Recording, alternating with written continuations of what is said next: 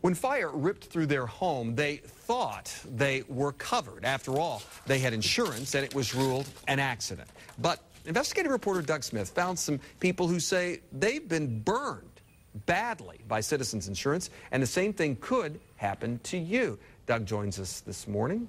Good to see you. Well, thank you, Russell. Thanks for coming in. You did this story earlier in the week, but touched a nerve with a lot of people. It has, and I think the reason is that Citizens is so large. I mean, 1.5 million people now have Citizens homeowners, and we found that these people expect that since they have Citizens, that it is run by our government, and our government will act responsibly. We profiled two cases, one woman out in Plant City, another homeowner down in South Florida. They have Citizens, they had fires at their homes, the fires were ruled accidental, and they had been paid up on their coverage. Well, they expected that Citizens would then in turn take care of them.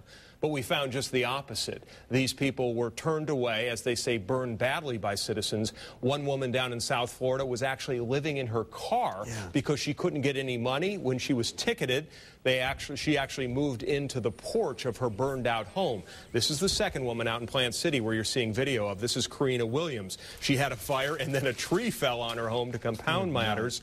She has gotten nothing from Citizens, has now been forced to move out, has fallen behind on her mortgage payments, and as a result, she's obviously going to lose her home there.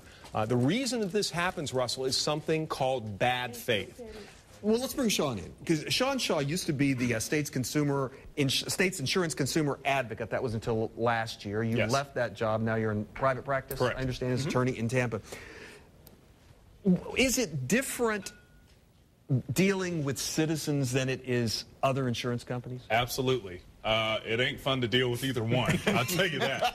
But with respect to Citizens, they're not subject to a certain statute, which we're talking about. It's called the bad faith statute. Which I had never heard of until this story came out. Well, I mean, there's other private companies, I'll say Allstate, the State Farms, they're subject to this statute. Citizens is not, because it's the government insurance company. So the bad faith statute, as I said before, you've got to return calls within a certain amount of time. You've got to act a certain way. You've got to interact with your insured in a certain kind of way.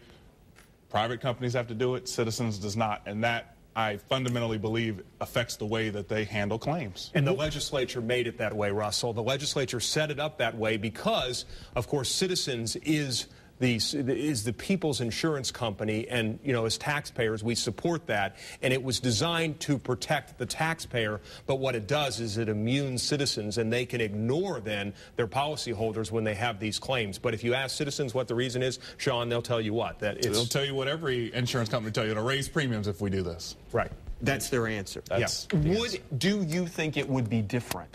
Yes, if they were subject to that statute, it would absolutely be different. It would absolutely change the way that they interact with their policyholders in a good way from the perspective of the consumer. And there's a quick second component to this story. The legislature recently overhauled insurance, and they changed the fee structure for public adjusters.